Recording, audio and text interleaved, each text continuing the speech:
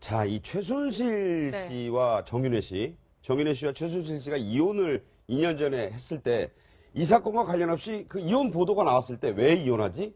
그렇게 얘기가 나왔고, 예. 그 다음에 또 좀 있더니 뭐 재산권 소송을 들어가고, 뭐 결혼 생활 중에 있었던 얘기를 안 하기로 하고 여러 얘기들이 있었잖아요. 그러니까 저희가 뭐 남의 일을 갖고 뭐 그렇긴 합니다만 정윤회 최순실 부부가 이혼한 건 안 게 작년이에요. 근데 실제 두 사람이 이혼한 거는 2014년 3월에. 네. 그러니까 2014년 3월에 그 보면 아마 이혼 조정을 갖다 신청했던 것 같고 5월에 완성이 되었다고 그러고 우리가 그 당시 처음으로 정윤회라는 이름을 갖다 들었던 것이 2014년 8월경입니다.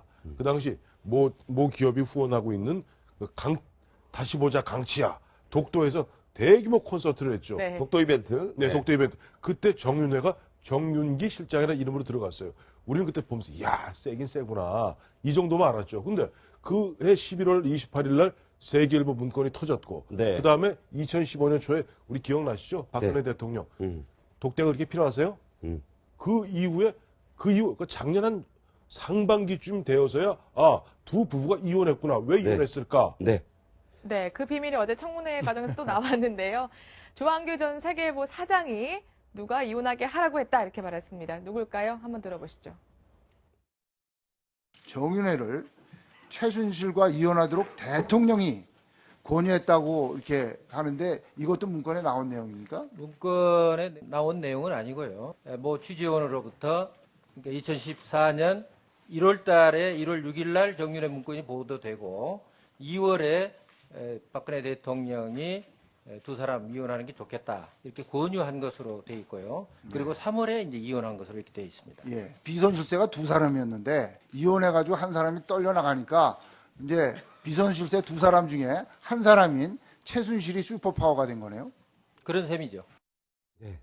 자, 이혼을 대통령이 권유했다라는 얘기가 이제 와서 맞춰지고 보니까 그때 그래서 그랬구나 이런 얘기가 나오는데 왜 그랬을까요, 대통령이? 뭐 사실은 그 정윤회 문건 내에 대통령과 관련된 안 좋은 얘기를 원래 뭐 왕도 없는 자리에서는 욕한다고 네. 측근들이 대통령 험담하는 특히 뭐 최태민 씨와 관련된 얘기에 대해서 험담한 내용이 나와서 아마 대통령이 경로에서 이혼을 하라고 지시했다는 것 같다는 게 이 문건의 시중 여론의 내용인데 이른바 시중 여론. 예, 네. 그런데 생각해 보십시오. 정유라도 그 신주평이랑 사는 거에 대해서 그 최순실 씨가 조폭까지 동원해서도 못 말리지 않았습니까? 네. 그런데 대통령이 정윤회 최순실을 이혼하라도 이혼하겠습니까? 둘이 사실 울고 싶은데 대통령이 뺨을 때려준 것 같고 사실상 권력 투쟁이 내부에 있었고 최순실이 대통령과 가까운 사이였는데 아마도 정윤회 씨가 그 사이에 들어가서 모든 역할들이 커짐에 따라서 최순실 씨가 눈에 가시처럼 여기지 않았었는가라는 생각이 들어서 네네. 그래서 대통령에게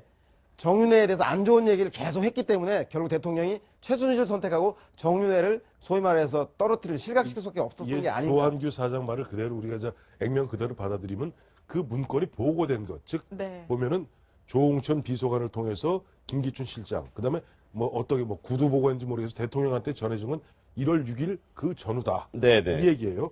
근데 그 문건 우리 다 매직으로 줘서 몰랐는데 열고 보니까 그 재밌는 내용이 많습니다. 이미 그 당시에 정윤회가 최순실 별거 중에 있다.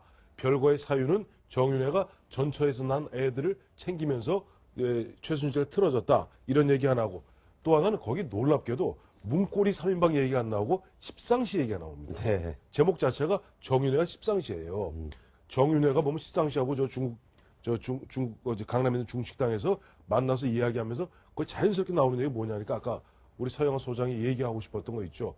박근혜 대통령이 자기 옛 애인의 딸을 갖다 내치겠느냐. 즉, 네. 옛 네. 애인을 갖다가 최태민 목사로 지칭하는 듯한 얘기들이 나오고 있으니. 지칭하는 듯한. 네. 그러니 박근혜 대통령이 만약에 이 문건을 봤다면 직접 모르겠어요. 김기춘 실장이 구두로 했는지 이런 게 있습니다. 보고 드렸는지 모르겠습니다만은 봤다면 뭐야 이거 내 뒤에서 이미 최순실하고 이미 깨진 사이야? 네. 아니 본인이 입장은 최순실은 진짜 오장 육부 같은 사이인데 이미 깨졌어? 내가 굳이 챙길 필요가 없겠네. 그럴 가능성도 배제할 수는 없겠죠. 네.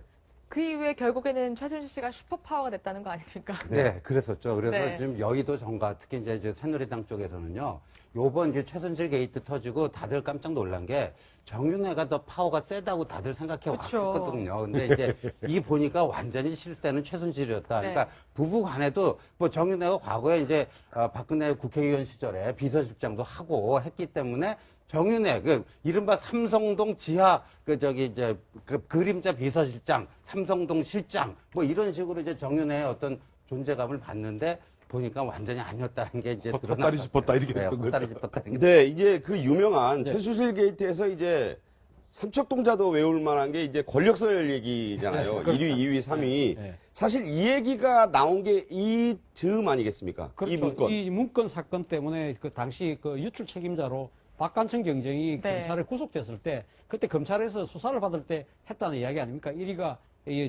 최순실 씨고 2위가 정윤회고 3위가 박근혜 대통령이다. 네. 그걸 제일 처음 보도했던 신문이 바로 동아일보인데요. 네. 그래서 그때만 하더라도 사실 많은 사람들이 사실은 어떻게 보면 정윤회라는 사람에 더 초점을 맞추고 있는데 그쵸. 사실 최순실이라는 이 숨어있는 실체가 진짜 지면에 슈퍼파워가. 지면에 수면 위로 올라온 거는 그때가 처음인데 그때만 하더라도 많은 사람들이 박관청 경쟁이 진짜 처벌받을 네. 만한 발언을 스스로 하고 있네. 저런 아무도 영린의 안 발언을 했다. 했다. 영린 뭐 그런 발언을 말이 했네. 있었죠. 네. 그 정도의 이야기였다는 거죠. 그런데 이제 지금 진실이 밝혀지다 보니까 사실은 그래도 박관청 경쟁이 그래도 열심히 근무를 잘한 것이 아니냐는 그런 이야기도 있는 것 같습니다.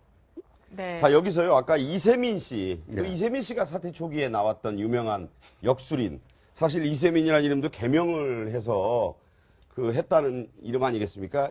이 사람이 정윤회 부부에 대해서 한 얘기가 화제가 되고 있습니다. 한번 들어보시죠.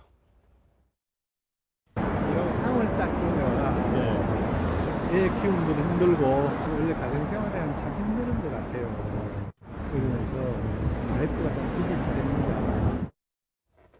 여기 나오는 애 키우기 힘들고의 애가 누굴까요? 이게 저거죠. 정유라. 정유라죠. 네.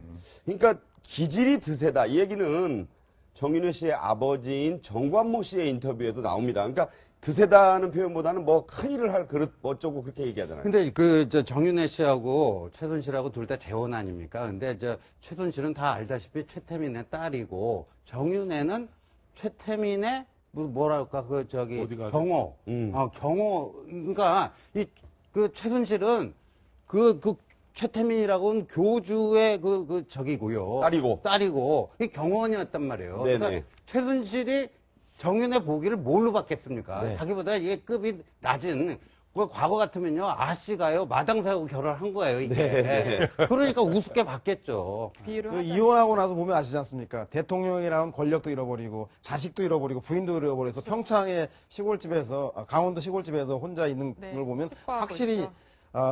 정윤의 남편 부인 최순실이 아니라 최순실의 남편 정윤회였다라는 것이 실제로 거의 주종 관계는 최순실에 의해서 좌지우지되는 관계가 아니었던가라는 것이 뭐 이 역술인도 그렇고 정윤회 씨 아버님도 그렇게 증언하고 있는 것 같습니다. 얼마 전에 이제 예. 정윤회 씨가 네. 사진에 한번 잡혔잖아요. 예. 그럴 때 이제 이 문틈 사이로 수척해진 모습으로 찍혔었는데 이게 지금 불출석한 이유가 주소불명이잖아요. 어딘가에 있어서 못 받고 있는 거 아닙니까? 어딘가 이제 우병우 전 민정수석이 아주 좋은 예를 남겼죠.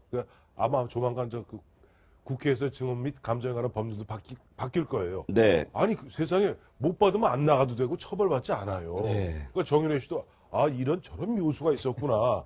그다음에 보면은 사실 언론에 기자들이 가서 다 본 사진을 찍을 정도로 알 수 있는 그런 정윤회 씨를 갖다가 이 즈음 되니까 어디 슬쩍 피해 있으면은 지인 집에 피해 있으면 네. 무슨 수로 전달합니까? 못 받았다는 핑계 대고 안 나오고 박관청 경정도 마찬가지 여러 사람들이 이러는데 모르겠어요. 이번에 국정조사를 보면서 청문회를 보면서 법을 여러 번 손을 볼 곳이 여러 군데 드러나는구나. 또 거기 나와서 어제 같은 경우는 보면 교수님들이 나와서 보면 앞뒤 안 맞는 얘기. 심지어는 얼마 전에 자기들을 감사했던 네. 여기 꼭 감사관들이 있음에도 불구하고 얼굴색 하나 안 변하고 부인하는 모습 보면서 이건 뭔가 단단히 법을 좀 개정해야겠구나 하는 생각을 사실 하게 됐어요. 1987년에 이제 육시방쟁하고 이제 네. 지금 제6공화국을 규정하고 있는 헌법이 만들어졌지 않습니까? 예. 그러면서 국회에서 국정조사가 이 1971년 이후에 72년도에 그 유신헌법 이후에 처음으로 이제 18년 만에 이제 회복이 되면서 그때 당시 이 지금 정인들을 어떻게 이제 불러올 것이냐 문제를 놓고 지금 국회에서 발행하는 구인장을 하는 조항을 만들었대요. 그런데 네네. 그것을 이거는 상권 분립에 위배된다고 해서 당시 노태우 대통령이 거부권을 행사하는 바람에 네. 그것이 동행명의장으로 수준이 낮아졌다. 그렇기 때문에 어떤 식으로든 아마 법의 개정은 필요한 것이 아닌가. 자, 이번 최순실 게이트를 보면서요. 네. 청문회 가는 안 나와도 되는 저런 법꾸라지라는 용어까지 나온 저 방법을 노하우를 우병우 수석이 알려준 거 아닙니까? 여기에 대한 비난 여론이 끓고 있는 만큼 차제에 이 법 개정은 반드시 필요하다. 이런 생각을 해봅니다. 오늘 여러 가지 화제를 가지고 전문가 네 분과 함께 얘기 나눴습니다. 말씀 고맙습니다. 감사합니다.